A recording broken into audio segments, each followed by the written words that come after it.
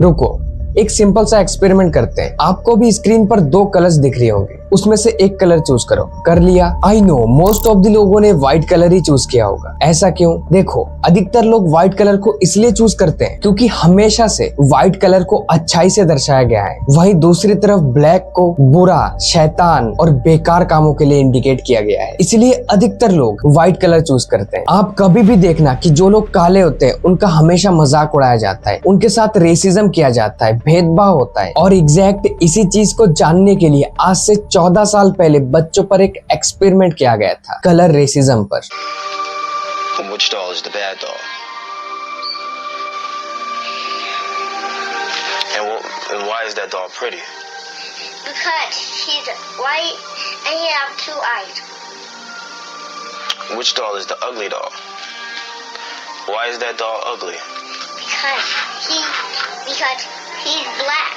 लेकिन ये जो कलर रेसिज्म है या फिर आप कह सकते हो कलर ऑब्सेशन, जो आज इस लेवल पर पहुंच चुका है कि अगर कोई ब्राउन स्किन कंट्री में कोई व्हाइट स्किन पर्सन आ जाए तो लोग लाइन लगा लेते हैं फोटो खिंचवाने के लिए। इवन वो कोई सेलिब्रिटी भी नहीं है, बस व्हाइट स्किन को देखकर लोग फोटो लेने चले जाते हैं। पर क्या स्किन कलर जिसे लेकर लोग आज इतना रेसिज्म करते हैं वो हमेशा से ही इतना इम्पोर्टेंट था? क्योंकि स्किन कलर तो हम होमो सेपियंस, हम इंसानों का एक एवोल्यूशन था जिसे प्रकृति में आए बदलाव और प्रॉब्लम्स की वजह से हमें अपनाना पड़ा। लेकिन आज ये स्किन कलर एक अलग आइडेंटिटी बन चुका है और आज के इस वीडियो में इसी टॉपिक को थोड़ा सीरियसली समझेंगे। इस चीज को समझने के लिए हमें टाइम में थोड़ा पीछे जाना पड़ेगा। देखो, हम सभी होमो सेपियंस एक ही जगह से इवॉल्व हुए थे, साउथ अफ्रीका, और साउथ अफ्रीका से ही इवॉल्व होकर पूरे दुनिया भर में फैले। पर अब एक और सवाल आता है कि जब सभी इंसान, सभी होमो सेपियंस एक ही जगह से इवॉल्व होकर पूरे दुनिया में फैले तो उनका फेस स्ट्रक्चर, फेस कलर और बॉडी इतना अलग क्यों है? इंडिया का ही बात करें तो भी देखो, इंडिया में सारे इंसान एक दूसरे से बिल्कुल अलग है। किसी का एकदम व्हाइट स्किन, कोई ब्राउन स्किन और कोई एकदम ही काला। इतना बड़ा कलर वेरिएशंस कैसे? आई नो आप लोग अभी बोलोगे कि साउथ इंडियंस जो इक्वेटर के पास रहते हैं इसलिए वो डार्क है और नॉर्थ इंडियंस जो इक्वेटर से दूर रहते हैं इसलिए वो व्हाइट है। लेकिन फिर क्या साउथ इंडियंस अपने 3-4 जनरेशन नॉर्थ इंडिया और यूरोपियन कंट्रीज में बिताएंगे तो क्या वो भी फेयर हो जाएंगे? इवन एक देश की बात तो छोड़ो, एक स्टेट में हमारे अपने दोस्त जिसमें से कुछ ऐसे होते हैं जो सारा दिन धूप में रहते हैं फिर भी उनका स्किन टैन नहीं होता है। वहीं दूसरी तरफ एक और दोस्त जो दिन में सिर्फ 1 से 2 घंटा ही धूप में रहता होगा लेकिन फिर भी उनका स्किन टैन हो जाता है।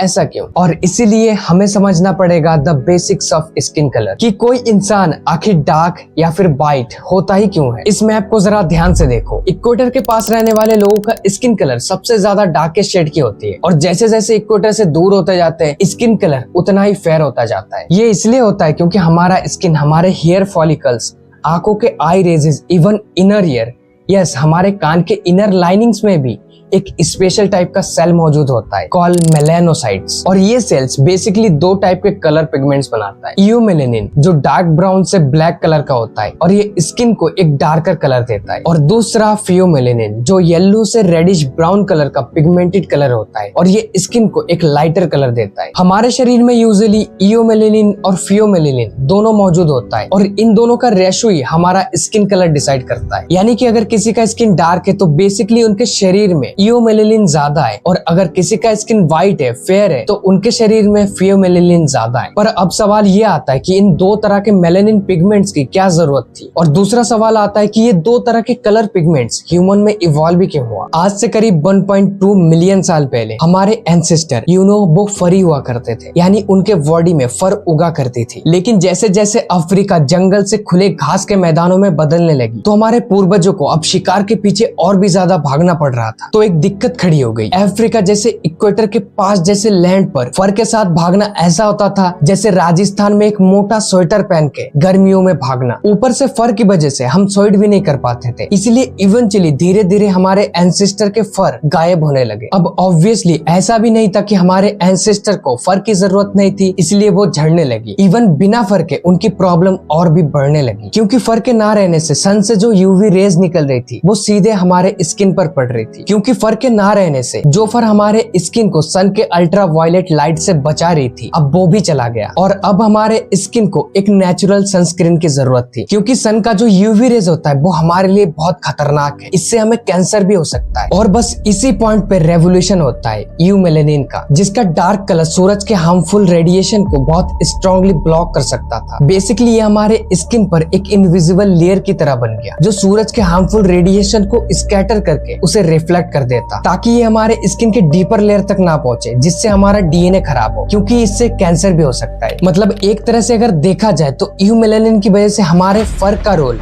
अब हमारा स्किन करने लगा। और इसीलिए अफ्रीका में वो जन्म लेने वाली पहले होमोसेपियंस की प्रजाति They were all dark। पर ये सिर्फ कुछ टाइम के लिए ही कंटिन्यू रहा। उसके बाद करीब आज से 1 लाख BCE के आसपास हमारे पूर्वज शिकार की तलाश में पहली बार अफ्रीका से वंडरिंग करने के लिए बाहर निकले और ऊपर मिडिल ईस्ट से होते हुए यूरोप और एशिया के बीच माइग्रेट कर गए। और अब ऑब्वियसली जब ये इक्वेटर से दूर हो गए और पोल की तरफ माइग्रेट कर गए तो सूरज का हार्मफुल रेडिएशन की मात्रा भी ड्रॉप होने लगी। और पोल की तरफ माइग्रेट करने के बावजूद इन अर्ली होमोसेपियंस का कलर तो अब भी डार्क ही था। सो अब इन्हें यू मेलेनिन की कोई जरूरत नहीं थी। इनफैक्ट यू मेलेनिन तो इन ठंडे रीजन्स में यूवी लाइट्स को और भी ब्लॉक कर रहा था। तो आप सोच रहे होंगे कि यूवी लाइट्स तो हमारे लिए हानिकारक है, तो ये अच्छा ही तो हो रहा है। लेकिन मैं आपको बता दूं कि यूवी लाइट से ही विटामिन डी बनता है, और जब विटामिन डी ही ब्लॉक हो रहा है इसका मतलब ये था कि हमारे बॉडी में विटामिन डी की बहुत ज्यादा कमी, और विटामिन डी कम होने का मतलब है हद से ज्यादा कमजोर हड्डियां। और इसी प्रॉब्लम से बचने के लिए हमारे पूर्वजों में एक बार फिर से एवोल्यूशन हुआ और एक लाइटर पिगमेंट का जन्म हुआ कॉल्ड फ्यूमेलेनिन। और उसके yellow to reddish brown colour की वजह से बेसिकली ये एक वीकर फिजिकल बैरियर की तरह काम करने लग गया, जिस वजह से हमें एटलीस्ट इतना यूवी लाइट्स तो मिल पा रहा था जितना विटामिन डी प्रोड्यूस करने के लिए जरूरी था। और इसीलिए इसी मेलेनिन रेशियो की वजह से जो पूर्वज इक्वेटर के पास रहते थे उनका स्किन डार्क होता था, और जो लोग पोल के पास रहते थे उनका स्किन लाइटर होता था। स्पेसिफिकली इंडियंस का कलर डार्क इसलिए होता है क्योंकि वो इक्वेटर के पास रहते हैं। लेकिन इसमें भी एक कैच है। आप एक चीज देखो, डार्क कलर में भी तो कितने सारे वेरिएशंस है। किसी का एकदम लाइट ब्राउन होता है और किसी का एकदम डार्क ब्राउन। तो देखो किसी भी स्किन पर यूवी लाइट्स का क्या असर होता है। इसी चीज को ध्यान में रखते हुए एक अमेरिकन डर्मेटोलॉजिस्ट थॉमस फिट्जपैट्रिक ने एक स्केल डेवलप किया, द फिट्जपैट्रिक स्केल। टाइप 1 स्किन, ये वही स्किन है जिसे हम एकदम पेल व्हाइट कहते हैं, एकदम फेयर। ये कभी टैन नहीं होता, सिर्फ बर्न होता है। ये यूजुअली नॉर्दर्न यूरोप,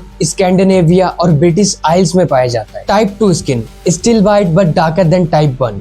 ये हल्का सा टैन होता है बट जनरली बर्न हो जाता है। ये skin type central Europe, northern America और मंगोलियन प्लेन्स में देखा जाता है। टाइप 3 स्किन, गोल्डन हनी या फिर येलोइश ह्यू वाली स्किन। ये यूनिफॉर्मली टैन होती है और रियरली कभी बर्न होती है। ये कलर यूजुअली सदर्न यूरोपियन और ईस्ट एशियन में देखने को मिलता है। टाइप 4 स्किन, मॉडरेट ब्राउन या फिर ऑलिव स्किन। ये स्किन बहुत धीरे धीरे टैन होता है और रियरली कभी बर्न होता है। ये skin generally Mediterranean regions, parts of Asia और लैटिन अमेरिका में देखने को मिलता है। Type 5 skin, brown skin. ये बहुत ही जल्दी टैन हो जाता है और कभी बर्न नहीं होता। ये colour mostly central Africa, mid and south India और मिडिल ईस्ट के कुछ पार्ट्स में देखने को मिलता है। Type 6, darkest brown to black colour. ये स्किन हमेशा टैन होता है और कभी बर्न नहीं होता। ये स्किन सब सहारान अफ्रीका में पाया जाता है। यानी इन शॉर्ट अगर कहा जाए तो इस स्केल में लोगों के स्किन कलर को टाइप 1 से लेकर टाइप 6 तक कैटेगराइज किया गया है। और टाइप 1 से टाइप 6 तक जाते जाते लोगों का यू मेलेनिन रेशियो बढ़ता जाता है और फ्यू मेलेनिन का रेशियो घटता जाता है। और यही वो रीजन है जिसकी वजह से लोगों का स्किन कलर अलग अलग देखने को मिलता है। जिनमें फ्यू मेलेनिन ज्यादा होता है उनका स्किन फेयर होता है, और इसीलिए जो लोग फेयर होते हैं उनके स्किन में आपको छोटे छोटे बर्न स्पॉट देखने को मिलते हैं। और वही दूसरी तरफ जिनमें यू मेलेनिन ज्यादा होता है उनका स्किन डार्क होता है और बहुत ही जल्दी टैन हो जाता है। देखो स्किन कलर ना हाइट की तरह ही एक पॉलीजेनिक ट्रेड है, यानी इसे मल्टीपल जीन्स कंट्रोल करते हैं। और दूसरी बात, स्किन कलर काफी आउटर फैक्टर पर भी डिपेंड करता है, जैसे geographical location, intensity of UV lights, even हमारा खाना पीना तक डिपेंड करता है। बट मेलानिन का कॉन्सेंट्रेशन और दोनों का रेशियो भी बहुत ज्यादा डिपेंड करता है, और इसीलिए फिट्जपैट्रिक का स्केल मेजरली उसे ही कंसीडर करता है। नाउ अगर यही केस है तो हम 24/7 एक अंधेरे कमरे में एसी चला कर रहे तो क्या हम सफेद हो जाएंगे, या फिर हम यूरोप शिफ्ट हो जाए तो क्या हम सफेद हो जाएंगे, और क्या हमारा भी स्किन उनकी तरह व्हाइट हो जाएगा? वेल बिल्कुल नहीं, क्योंकि जो व्हाइट्स होते हैं वो मोस्टली ऑकेजियन रेस से बिलोंग करते हैं, जिस वजह से वो जेनेटिकली डिटरमाइंड और प्रिपेयर्ड होते हैं कि वो व्हाइट ही होंगे, क्योंकि उनके